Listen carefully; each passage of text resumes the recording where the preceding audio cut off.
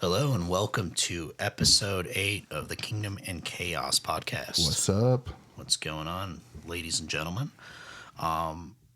If you haven't already, please like and subscribe to the podcast, and let's get right into it. Please do. So today we are looking at Luke 19, 41 through 46. But as he came closer to Jerusalem and saw the city ahead, he began to weep. How I wish today that all of you people would understand the way to peace. But now it is too late, and peace is hidden from your eyes. Before long, your enemies will build ramparts against you, your walls, and encircle you and close you in on from every side. They will crush you into the ground, and your children with you. Your enemies will not leave a single stone in place, because you did not recognize it when God visited you.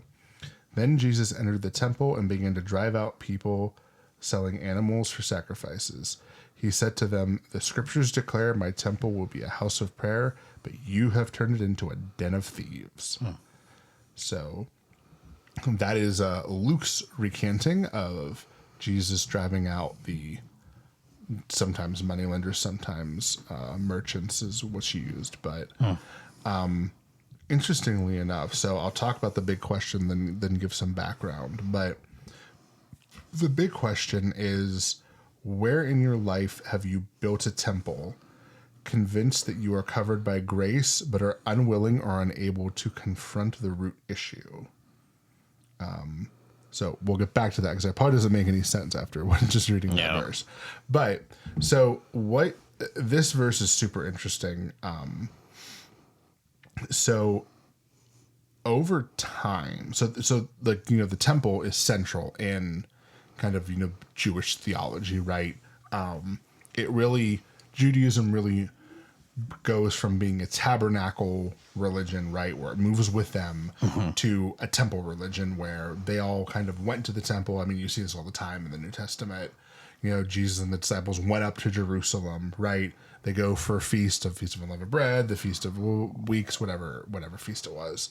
And over time, the context of this passage is that over time, the Jews had sort of developed, I guess what I'll call a legal precedent, where a person who had committed a crime could go to the temple, make a sacrifice, and kind of accept whatever punishment was happened, but return to right standing, both like in the law, like theologically speaking, but also like societally speaking.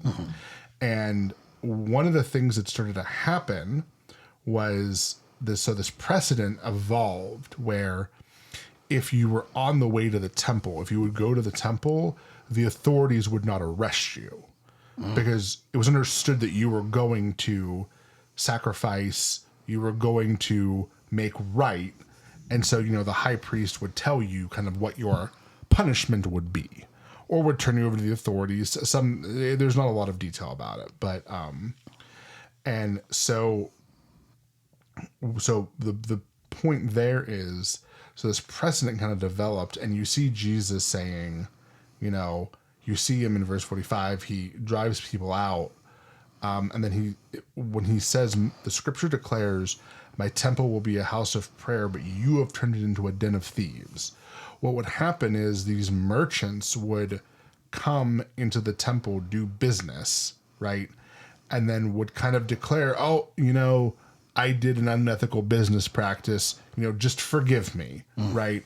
And it became about the process and not about the heart. Jesus is always, his first concern is always with the heart. He's not that he's not concerned with following rules, let's say, but it's always the heart issue, right? I mean, think of it when Jesus says, if you lust after a woman in your heart, you've also committed adultery with her, which is an impossible standard to come to, right? But so Jesus goes in, and practically speaking, the merchants are ripping people off. Like, that's practically speaking too. They're giving them unfavorable conversion rates, from different currencies. They're overcharging them for their sacrifices, for their sacrificial animals. And it's funny, it's interesting because Jeremiah condemns, if you go back and read Jeremiah, he condemns the people for this practice as well, long ago. So this is nothing new. And Jesus effectively just kind of rolls up to the temple and is like, okay, I'm going to pass judgment upon you. Like, in my role as Son of God, I am officially passing judgment on you. Yeah. This is like where the people that believe in hippie Jesus. Yes. He wasn't always so hippie at times. Like, he had to give out some butt whoopings. And this is definitely one of those times. Correct. Probably the most famous Yes. of all of moments of discipline. Now, at this time when this was going about in the gospel, was he known, like Jesus was known in Jerusalem at the time? So when he entered the temple, like, people knew who he was? Yes, because you see him. So if you go back up to verse 42, says Jesus is basically saying, Jerusalem at large, you're rejecting God, and now I can tell you ahead of time, tragedy is going to befall you. Mm-hmm. But if you read further on, after 46, he does start preaching, and like people become enamored with him. Mm-hmm. So he's at this point in his ministry, he is starting to build like a reputation for himself. And he even says like the Pharisees couldn't touch him because the people were so enamored with what he was preaching. So that's definitely a thing that is happening. And so when he began to flip the tables, did anybody try to come after it? I mean, I don't know if it's stated, but it doesn't. Yeah. But the Pharisees, I mean, mind you, the Pharisees are making money off that. The temple structure, the temple economics, like, because those merchants are then expected to go and tithe. Yeah. So the more money they make, the more money the temple gets. So it's kind of a win-win for them. Yeah. The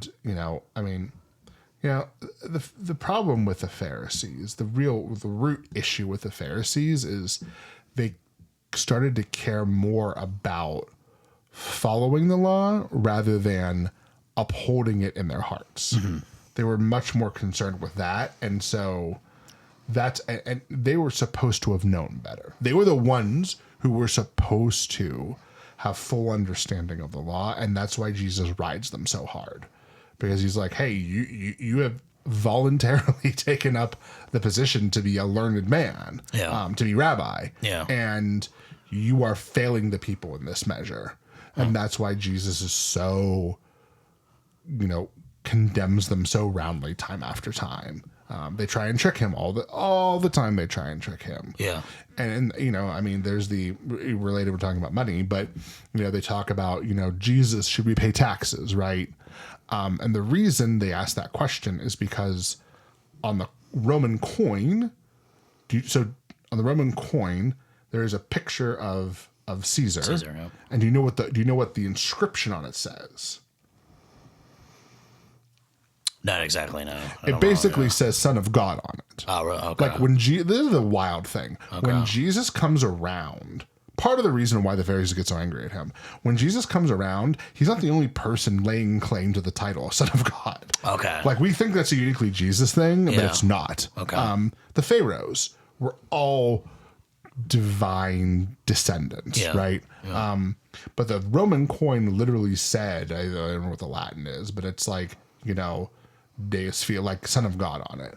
And the Pharisees basically come to him and say, hey, this, by paying taxes and tribute to Caesar, am I tacitly admitting that I believe that Caesar is the Son of God?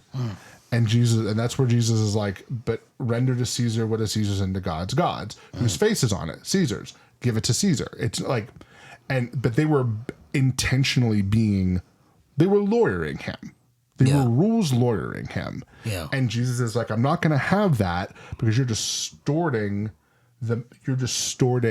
the intent of the law, Yeah. which is to restore a right relationship, not to govern you with legalisms.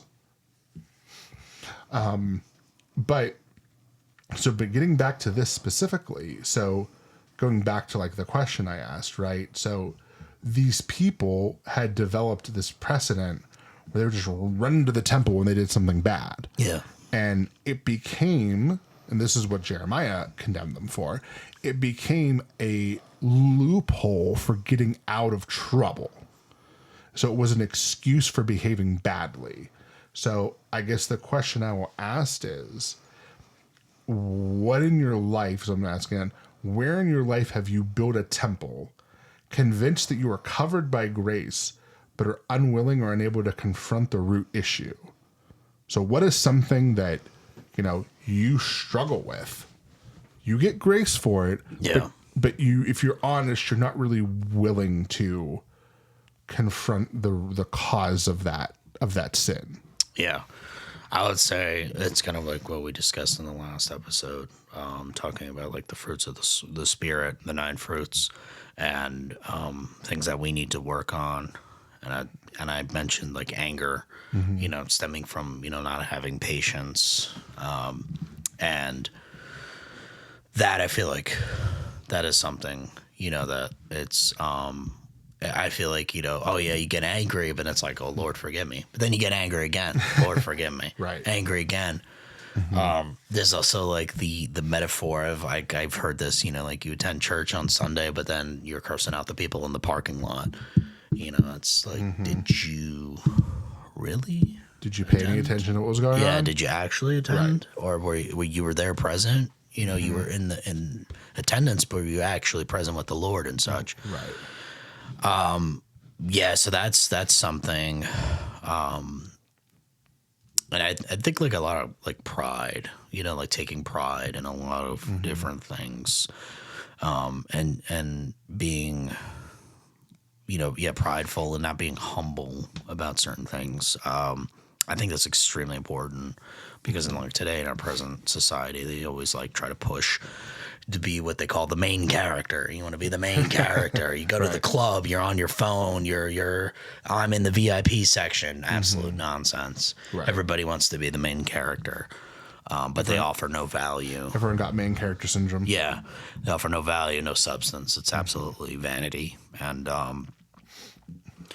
that's why I think it's like something that's like a lot of people's temples.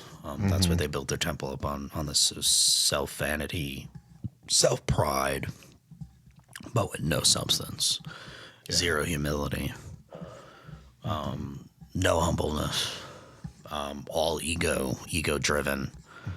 And sometimes I feel like I could fall in that category depending on certain things.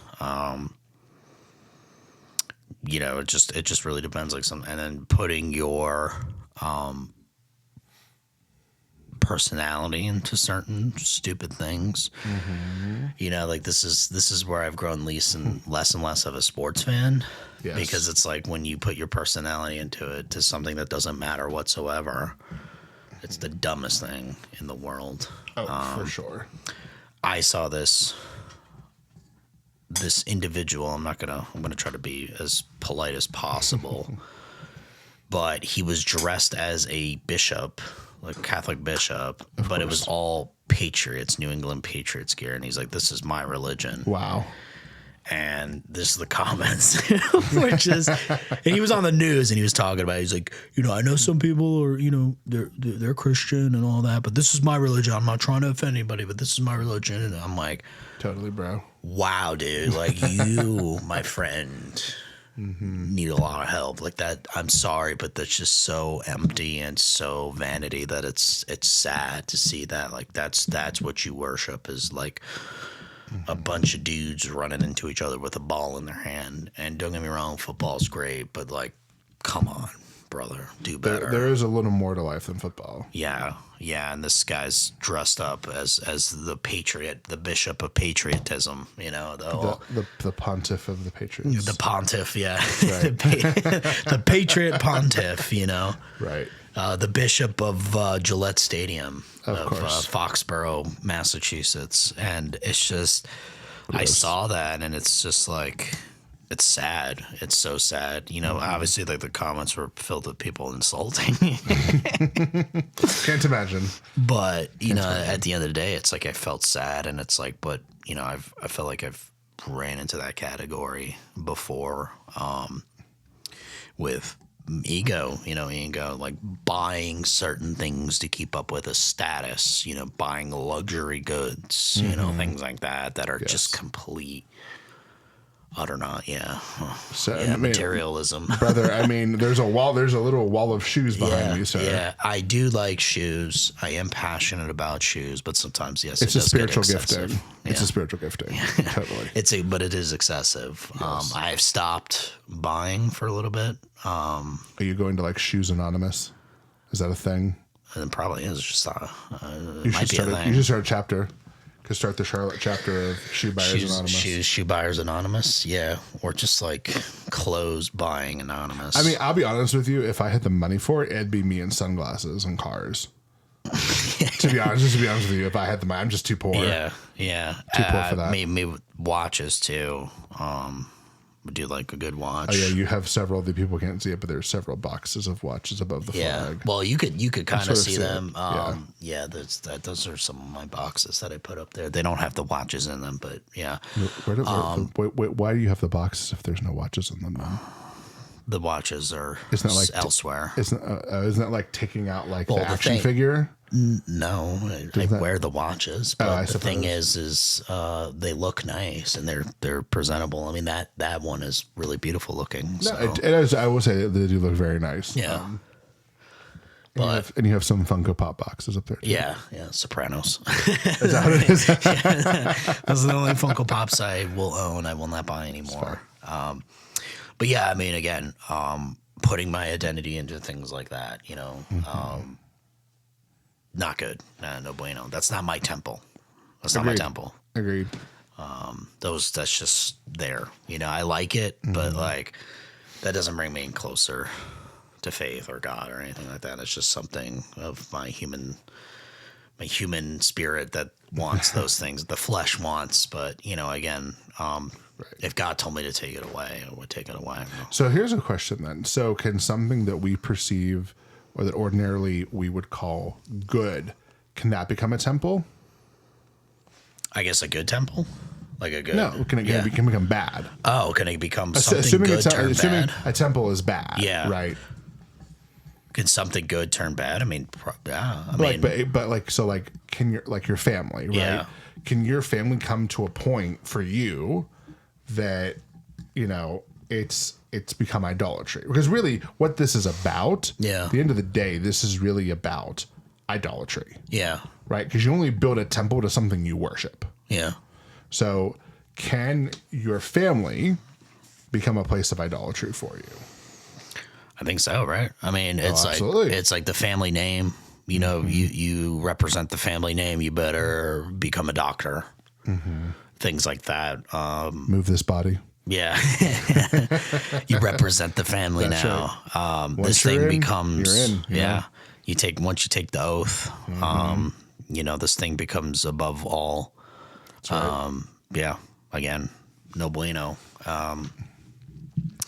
So yeah, I think definitely something good could be turned into bad. I mean, it's like the fruit. You know, the fruit can turn bad. Can have rotten fruit. Yeah, rotten fruit. Exactly. So definitely, most certainly. Okay. So can you name one thing in your life that you would invite Jesus to come flip the table on? I would say probably would. Let me rephrase the question this way: if Jesus walked in right now, what table would he flip in your life? That's a good question. It's pretty deep, right? It's a lot of reflection, self-reflection on what he needs.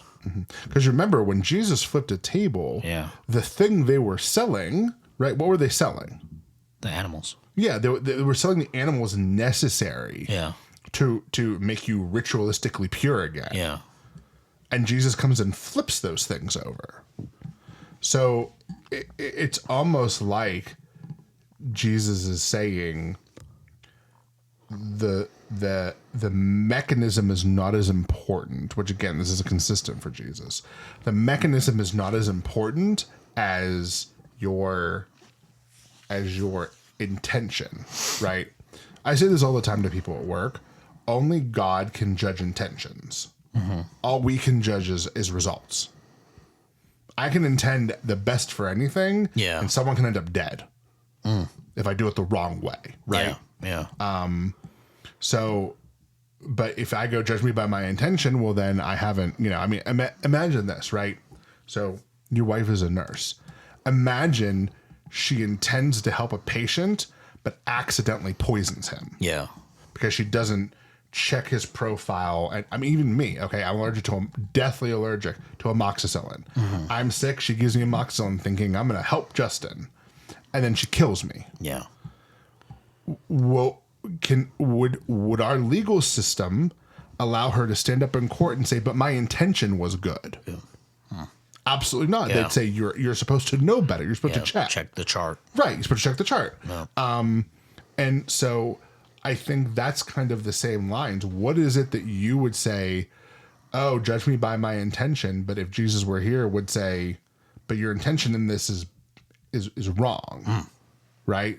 We can only judge by results. Yeah. But so the flip of that is if Jesus was here, he would say, Luca, you're intending to do this, but your intention is garbage. Something to think about. That's Because the if you think of it through, the problem is this. Now, God can definitely take what is intended for harm, right, and turn it for good. Yeah. But again, does that are we excusing? Do I excuse my road rage because I say, well, but maybe God, you're turning it into a patience testing for the person that I'm flipping the bird to. Yeah. Does that really work out?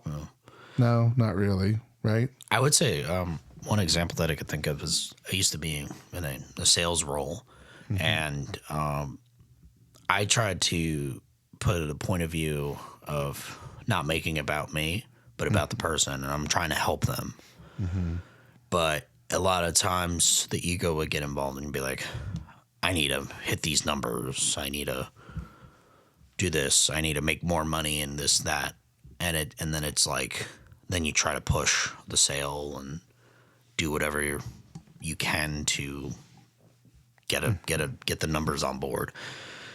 And it can get poisonous real fast when the intentions are not there. When you're like, I'm sitting across from you and I'm thinking all about myself. Oh yeah, like you better sign the dotted line. Not instead of like, oh wow, I could really help this person.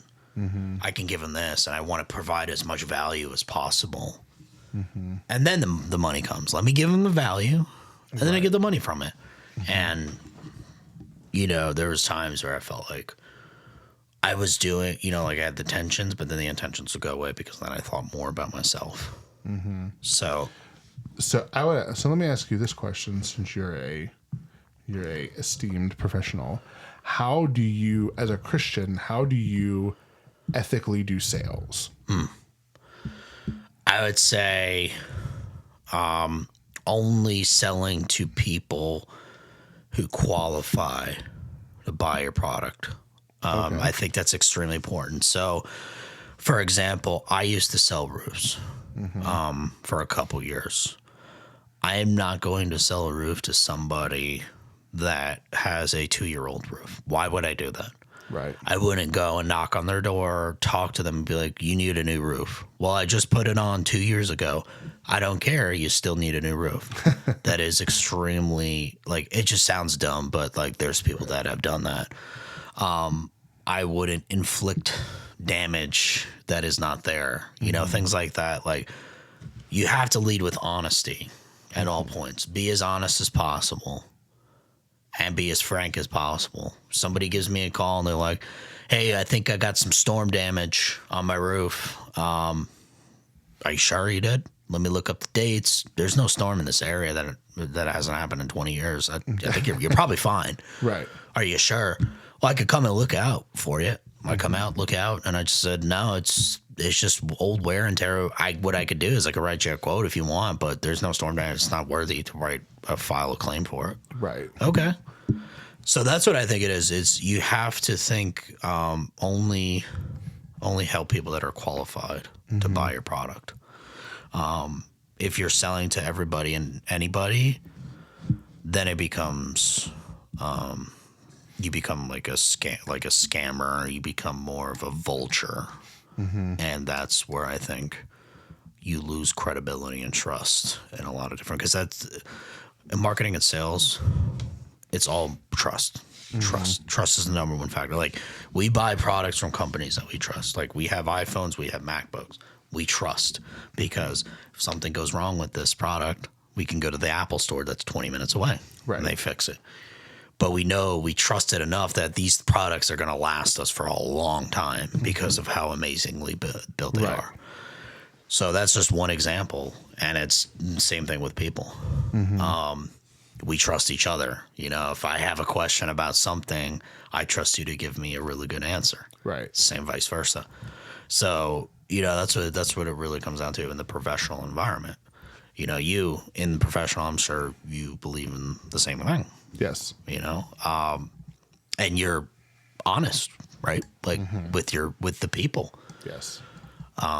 Because again, I don't believe in like the yes manning or the selling of the dream kind of thing. It's just I'd rather be realistic and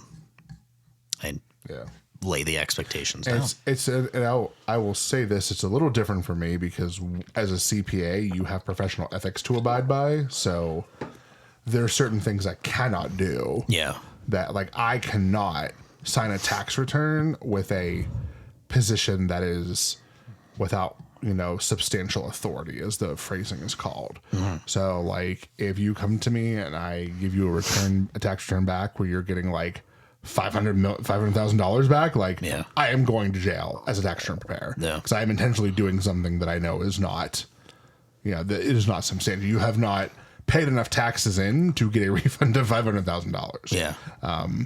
So, but I agree, but still in general, like as a CPA, as an advisor, if clients lose their trust in me, then, you know, it's out the door. Yeah. And same thing, honestly, the same thing happens. It's a two-way street. You know, I had a client once who, she was a somewhat nice person, but we had a falling out, I guess I'll call it. You know, I would tell her, you know, do this, do that, and she wouldn't do it. And then come tax time, she would owe huge tax bills. And I would say, okay, well, I told you to structure things this way. I told you you can't take these, you know, she would attempt to deduct her clothing and her manicures and pedicures as business expenses. And I'm like, ma'am, first off, you were asking. I mean, she at least attempted a good argument with me. And I'm like, I appreciate the attempt of the argument. But I can tell you the IRS is going to say no. The court's going to say no. Yeah. And she would not heed my advice. She would not. And she owed big tax bills at the end of the year. And I said, I don't know how many times I can make it clear to you. Yeah. This is not happening. And eventually I had to drop her as a client. Oh, okay. Because listen, if you're not, if I'm going to advise you and you're not going to listen to my advice, then I cannot function in that capacity for you anymore. And we have to end and unfortunately ended our friendship too. Oh, wow. Yeah. But, you know, that's what happens. Yeah. So, that's like another thing. It's like that expert advice. When you seek counsel, like I try to do that a lot where I seek counsel from my advisors and stuff like that, which I see like people around me, like I'll ask, you know, what do you think of this? Do you know about this? Like I'll ask people that I consider wise. You know, what do you think about my LinkedIn page? You know, like things like that. Like, what do you think about my podcast? Give me your honest feedback. You know, like I've asked a lot of people, you know, please listen to the podcast and give me honest feedback. And you know, we got feedback on the camera angles, and such. So that's why we changed it up a little bit. So I think that's extremely, wise as well. It's almost like the relationship with Jesus and the Pharisees, how they tried to school him. He comes back and absolutely schools them, but they still don't learn. Some people never learn, Luca. Yeah. He is God. He's the Son of God, and he's literally schooling you, and you just don't get it. And now he's got to flip the tables. Yep. And one of the other things too, as you say this, that you have to keep in mind as context is over the years, you know, to the Israelites and to the Jews, it is not keeping the law that gives them their status. That is a birthright for them. The law is just the marker that differentiates them from the Gentiles.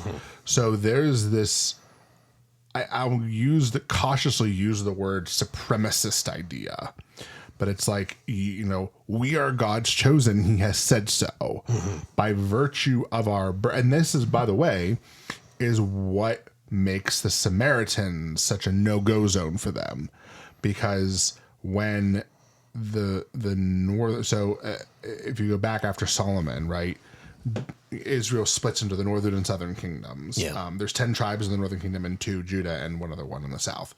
And when the northern kingdoms get conquered, there is an intentional ethnic mixing to dilute the Jewish genes, essentially, because I think it's the Babylonians, maybe the Persians, I don't remember, but they so don't like that attitude that they intentionally dilute them, and so basically all the Samaritans are at minimum half-breeds, effectively, and that's what the Judeans so dislike about them, is they are no longer pure in the bloodline.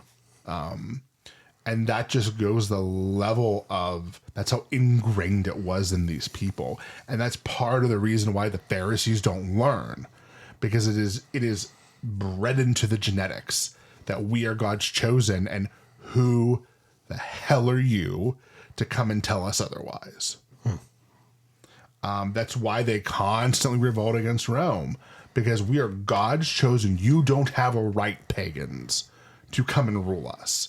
That is and I'm exaggerating a little bit for effect, but that's effectively their view is, and that's very hard to break. That is not something that lends itself to humility very easily. Yeah. So their pride exceeded everything. It is a pride that is out the door. Yeah. And that's why, even Peter, right, is kind of shamed back into not eating with Gentiles when he gets Jewish visitors in Antioch. And Paul rolls, and this is why they didn't like Paul. So this is the thing about Paul. Part of the reason of Paul's greatness is he goes from Pharisee to, like, his conversion and his calling, his turn is so complete that, he goes, I see the poison that mentality is. Not people are not poison. Yeah. That mentality is poison. Yeah. And it is so complete for Paul that Paul just calls out Peter and is like, excuse me, sir, you were just eating with these Gentiles yesterday, and now you're going to be up here acting in this way like you're too good and can eat with them, or they have to come and eat the way you want to eat. Interesting. Yeah. So he was the put in check, the checker. He 100% was. Yeah, he put people in their place, just like Jesus said. But that just shows that God knows what He's doing, because Paul is right and truly a Pharisee, right? He is steeped, he is learned, he is the best person to go and write the epistles, because he is the one who knows the law inside and out. Yeah. He's the one that can say, this is the thing. Paul writes what we theologically call occasional and pastoral, So he's not the dude like with the meme of the dude with like the stuff on the wall and like that the the lines connecting everything. Yeah. That's not Paul. Paul's not sitting there with a preformed theology. By the time he gets to Romans, he started to do that, but he's not coming at everyone with a book of Paul did not write a theology book, right? So this is why in Galatians he tells them, "Hey, don't do that. Don't follow the law. Don't do that." But why he can also then tell the Corinthians, "You need to follow some rules, people." Yeah. Because the Corinthians, gross. They're like having affairs with their mother-in-laws. Like it's a thing. It's wild. It's like Love Island all over in Corinth. Corinth, the ancient. There's the thing. People who think the ancient world is boring really don't understand what like freak monkeys these people are. Yeah. Like there's a good reason the Jews call them barbarians. Yeah. There's a reason, because their behavior is so abhorrent to what is properly right living, right?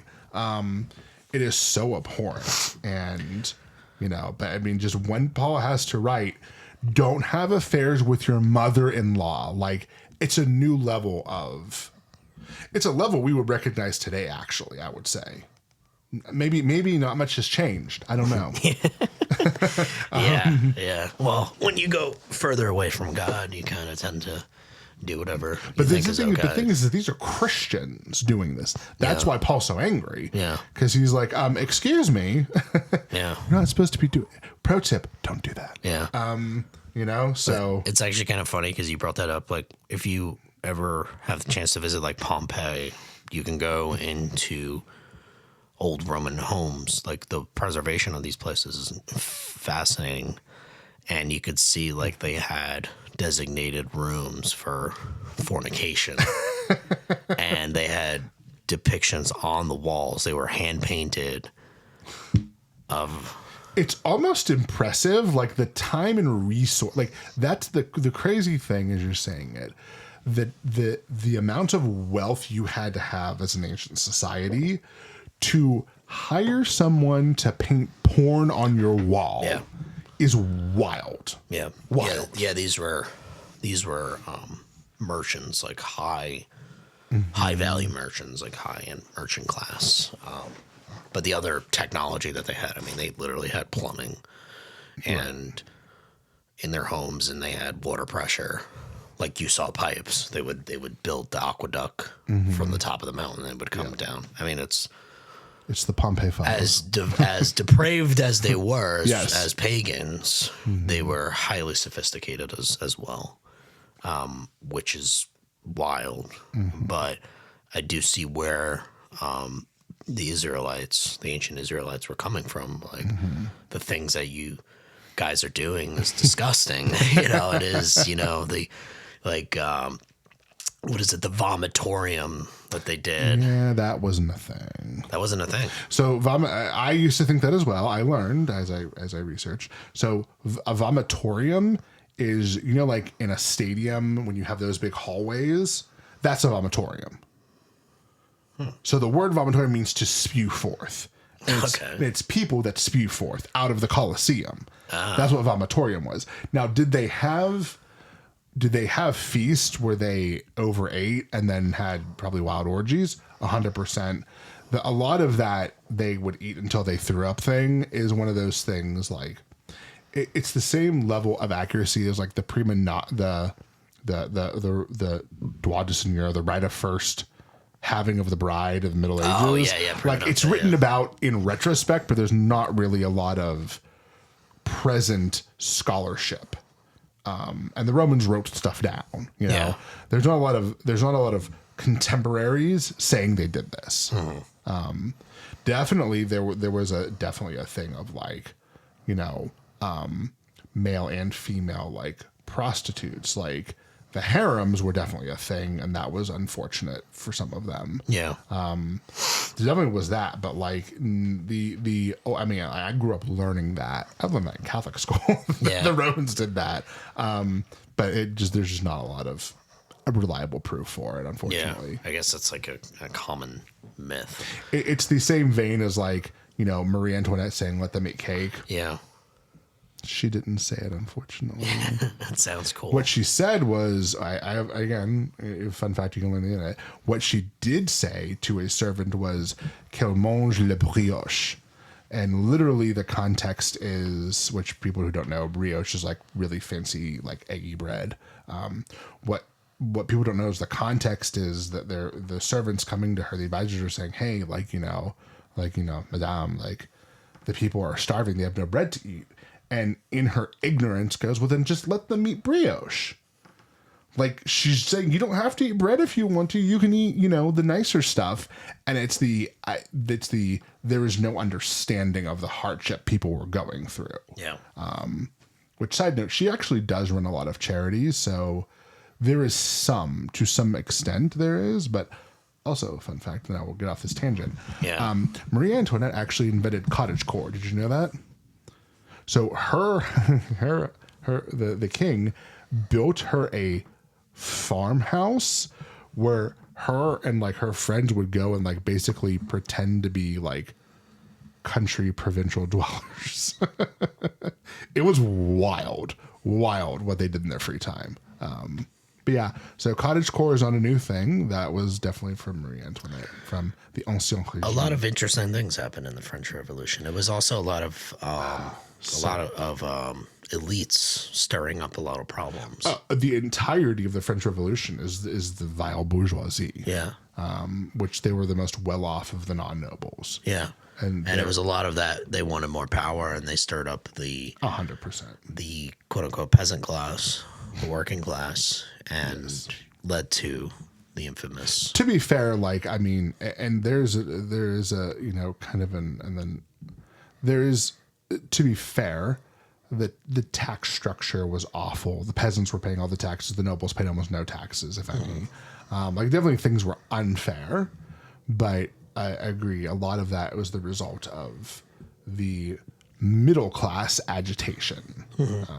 But anyways, but back to Jesus. Yeah. But to your point, and to this point here, there's a lot of times people will say, "Oh, it's covered by the blood, it's covered by grace, I can get forgiveness." And I think, one of the best things about God is in his wisdom and mercy, God understands when you struggle with something and when you outright sin. And by that, I mean, there are things, if I look back in my walk, that I was not convicted of. The Holy Spirit did not convict me of it at the time, but as I have grown and matured, the Holy Spirit has goes, Justin, that's sin, right? You know that, right? And I go, oh, yeah, I guess you're kind of right. And that's the thing is, our God is so loving that he will give you overabundance of grace, but then he will lovingly and gently lead you by the nose if necessary to a place where you will grow, and mature. And it is just, I have to say, I'm just so grateful that God has taken me where he has taken me, because without studying the Bible, I would never have, this insight. I would never be able to counsel people, because I would never have gone through and understood what it was like. And even if there's some things, that I struggle to counsel people because I can't empathize with it. There are certain people that I'm just like, well, I don't really understand what that's like. Yeah. But God gives you grace for the season that you're in. I'm firmly believing in that. So. True that. So always keep a prayer life. You could keep your prayer life front and present. It's like you said, you grow in maturity and you realize that, like, oh, this is actually sinful. Which what you once thought was good could actually be very bad.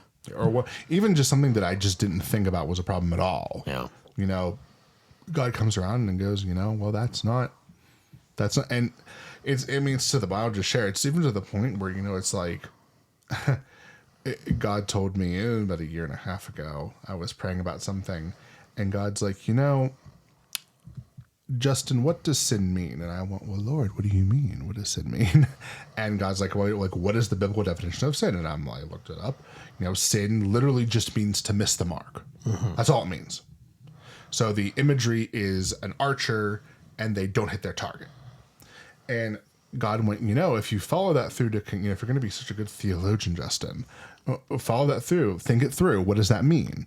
And I went, okay, well, that means that anytime I am doing something out of what God calls for me, that's sin.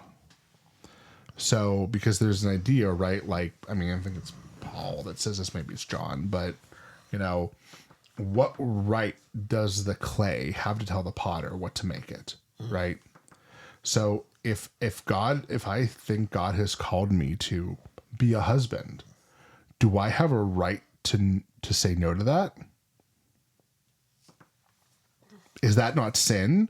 If I go and I eat food that I know, okay, that I've been blessed to know is bad for me, not there's no nutrients, it's just empty calories. Is that Big Mac sin? It's uncomfortable because it kind of implies that, you know, and I'm not saying eating McDonald's is sin, but, you know, if you're not, you know, let's just say something. I'm diabetic, okay? If I'm a believer and I don't keep my blood sugar in check, is that sin? Am I missing the mark? That's the question. No. And I would argue, I think there's a case for that to say yes. You know, there's a certain point in your walk where God says, listen, the thorn in your side might be your diabetes. But, you know, you don't sin less by ignoring it. You know? And doesn't he also say, like, your body is your temple? And you should take care of it? Paul says we are supposed to live lives of our bodies are supposed to, our mind, our soul, our body are supposed to be sacrificial to God at all times. Yeah. Okay, well, would the sacrifice you want to be a 20-piece chicken nugget? Maybe, you know, I mean, there's times and there's seasons, there's progressive revelation for sure. But, you know, I think the question would be, you know, again, if I know better, if I know it's wrong and bad for me, I know it causes me harm. Well, okay, you know, You're probably falling short. I'm probably missing the mark. Yeah. So, but it also just goes to show how impossible it is to be good. Like, that's the thing. It's fundamentally not possible for you to be good on your own from a law, from a God stance, right? Yeah. That's why you need them. That's right. But what I'm saying is, you know, some people's personalities, they strive to earn because they think they need to earn love. And so they confuse love with good job, good boy, good girl, right? And that's not God's approach. God's approach is not, you have to meet these requirements to come to me. It is, here's the free gift, accept it, and come to me. That's salvation in a nutshell. So, but it has never been God's intention to have a work requirement for a relationship with him. The garden is proof of that. He creates Adam and Eve, and the next thing you see is God is walking with them in the cool of the day.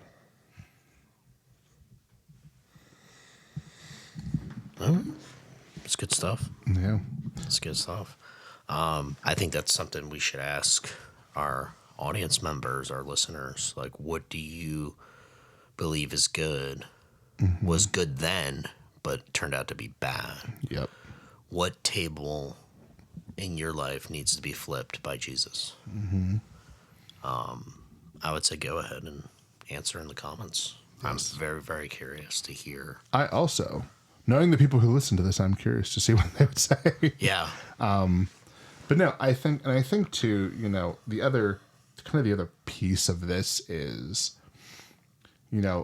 this is not something I could have spoken about. It's not a message I could have delivered even 5 years ago. I was not spiritually mature enough for that. So that's kind of the other piece is, you have to occasionally take inventory of where you are, and not saying that you have to constantly be being better. Like, it's not you, but if you want to yield fruit, a tree must grow. You must prune it. All these things must happen. And so, as you related to last episode, like, as Christians, if our life is easy all the time, something's not right. It kind of reminds me of a quote from the Screw Tape Letters. C.S. Lewis says, "The path to hell is the slow one, the one without signposts, the one where you don't realize you're there. Then, boom, you wake up one day and you're in hell." Yeah. So, yeah. And a lot of people, in ministry, it starts off with just one drink. It starts off with one affair. It starts off with one thing that seemingly seems inconsequential. And then all of a sudden, you're now a pastor who, has been out drinking for 3 nights in a row, and your congregation's giving you the axe, as they should. Right? You should not be in ministerial position if that's a problem for you. But, I don't think you probably don't have a right to preach to people. No, I mean, you definitely can again. I mean, it's definitely a thing. You can, if everyone gets you might need to forgiveness, step back, right, for sure. And get your and as Christians, we are awful with giving our leaders grace. We are terrible at it. Yeah, that seems to happen a little too often. Where it's like this.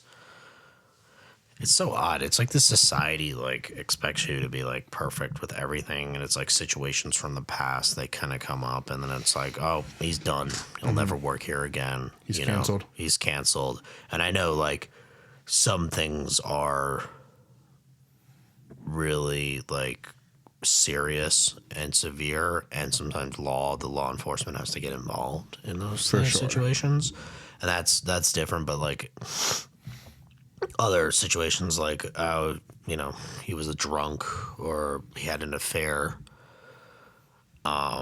it's difficult. It's like, and that's the thing, it's like, okay, and again, this is theoretical, but it's like, oh, he had an affair. Okay, but that was 20 years ago. Yeah. When he was 1 year into his marriage. Like that's different than he is actively going to the Motel 6 with his secretary once a month. Yeah. Those are not the same things. I'm sorry. Yeah. And it makes me angry because, if you want people to be leaders, if you want them to step out, you have to show them that there are grace for things that are truly long dead and gone in their life. Yeah. It is not cancel culture to cancel someone who is actively having an affair as a pastor, but it is cancel culture to do it when he had the affair 25 years ago and is truly repentant. Yeah. Yeah. Okay, That makes so true. Absolutely. I think it's like kind of like a broad stroke on everything. It's kind of like the Me Too movement that happened, where it was like one person spoke up, 2 people spoke up, and then all of a sudden, like it was just like it was like everybody was getting wiped out. Evidence be damned, as they say. Yeah. And dangerous. That's a dangerous thing, because it's like everybody gets thrown under, and I think it's like the abuse. I think because people hate like when people of power abuse it, and so like when you're in that power position, you're always like have to be careful what you do and what you say, because you're being judged by 1,000 constantly. Yeah. Yes. Instead of your family or your friends, you're judged by thousands upon millions. So you need to be careful. I'll tell you, even me, like what I learned So doing production at Elevation, we have specific hoodies and shirts we wear so that security can identify us, Yeah. as part of production team.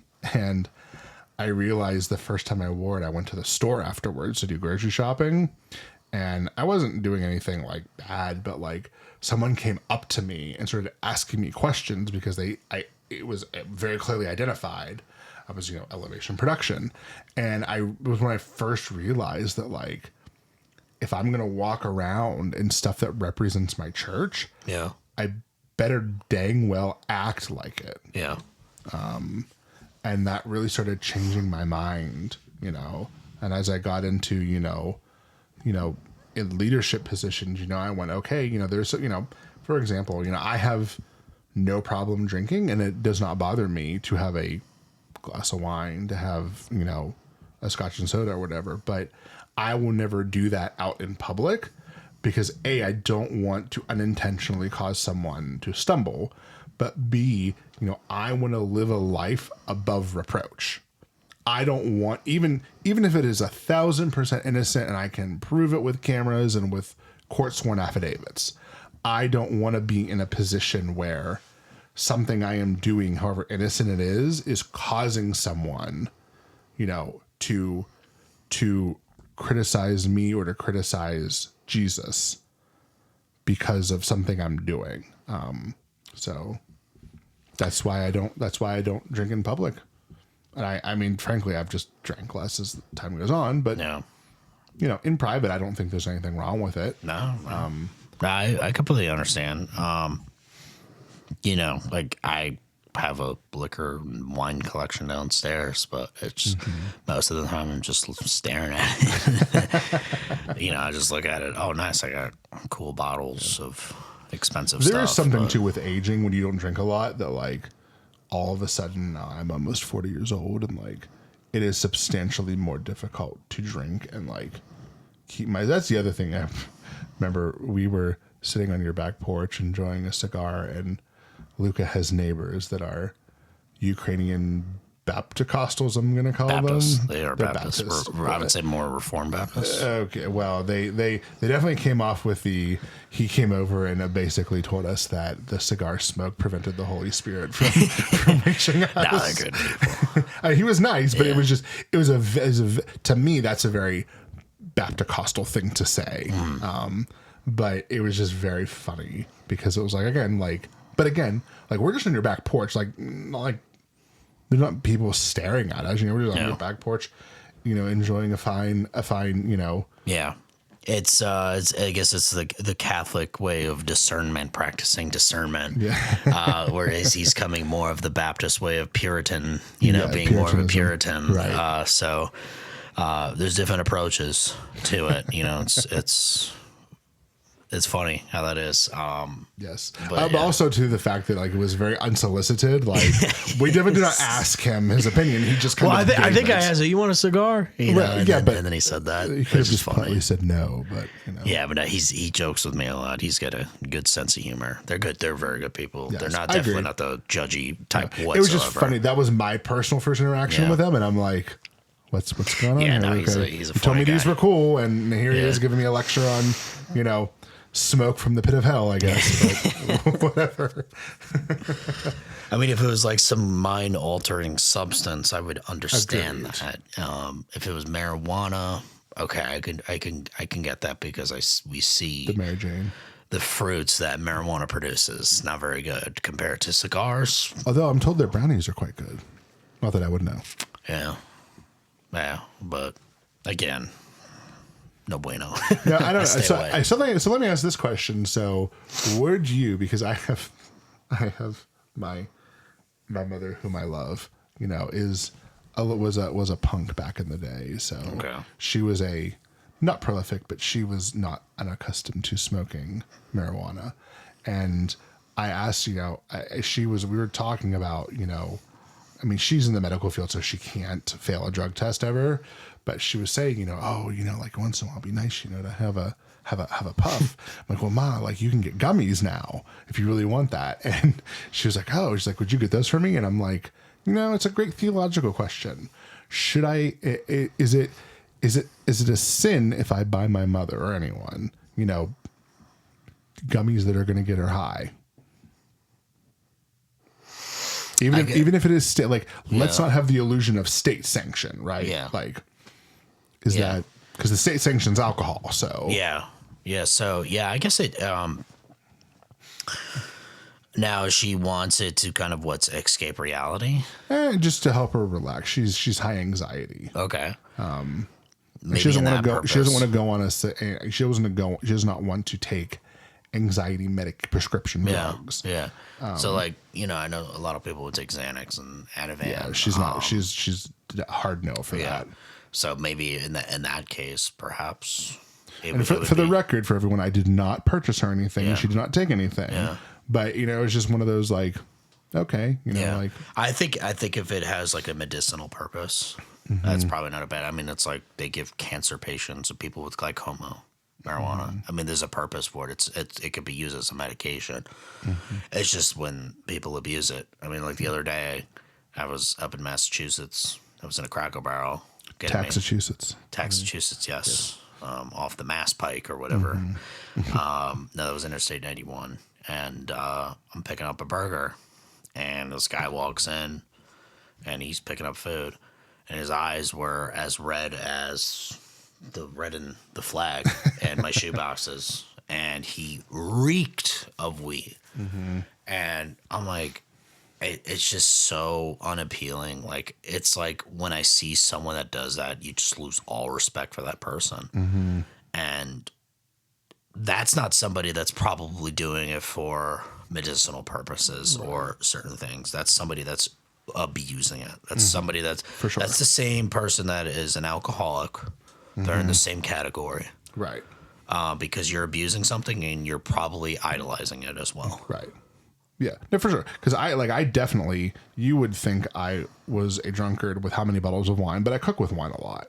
Yeah. Being Italian American, that's a lot of our food. Yeah. Culture comes with wine cooking. So, but people come over and I'm like, I promise I don't, I'm not a raging alcoholic, guys. Because if you're, there is a certain segment of the Protestant ethic that just doesn't eschews at all, right? Which is fine. If you do, it's fine. But like, I could never make sauce ever again in my life because sauce always has some vino in it. I mean, Jesus turned water into wine. So here we go. Like I don't think it's all evil. Agreed. It's the like discernment. Like I enjoy it. I love it. But as soon as I start abusing, it's like if I eat the whole cake, I have some of the cake, it's great. But if I eat the whole cake, is it so great after that? No. Quite not. I'm probably gonna feel horrible. Yeah, how do you not yak that up, dude? Yeah. So that's the same with the alcohol. Yep. If I keep drinking it, it's probably not a good thing. I mean, that's like anything. Anything. Agreed. Any kind of food, any kind of thing that we take in, it could turn good into bad real quick. So, like you said, but like again, you cook with it. Yep. And if somebody comes home and they can't take that, I mean, that's up to them. Maybe they should have a little bit more joy, a little bit more patience, a little bit more understanding as well. That hey, I don't drink this all the time. I use it to cook. Right. So, because you're not Italian American, you don't know good food. So have you had my sauce? It's delicious. It's very good. Yes. And the wine is the cherry on top. It absolutely is. It makes the bowl. Isn't it the grape on top? Maybe, I don't know. No, it's the cherry on top. Cherry, okay. What? I don't know where you would put a grape on top of. Well, I'm just saying it's made of grapes. Never mind. I feel like I'm some psychopath. Don't do that. Don't put the grape on top. Just put the cherry. That's it. But yeah, no, that's very good stuff. What time is it, man? This is our latest recorded podcast. This is our latest. It is almost 9:45. Oh wow! So yeah, past my bedtime. 11:45. 11. Sorry, I was on Central Time. So we recorded. This is our latest recorded podcast, but still, the Holy Spirit is guiding us. That's right. We're doing big things here. He doesn't just flow in the morning; he flows all 24 hours a day, all the time. That's right. All the time, omnipresent, and if you haven't liked or subscribed, definitely get that going. We are definitely going to do this more often. Stay consistent. It's like we said in the last podcast. Yes. Some natural disasters happen here, but God willing, those natural disasters are finite for the time being. Please, dear Lord. We're going to doing more recordings, diving deeper and deeper into Scripture, and if there's something you want us to talk about, put that in the comments. Yeah, definitely that as well. We want to hear from you guys. If there's any specific scripture that you are inspired by, or you want more understanding, put it in the comments. We'll cover it. Yes. So, anyways, have any last thoughts? No, just thank you everyone for listening, and go get some sleep out there. What we're gonna do. You are tuning into the Kingdom and Chaos podcast. God bless.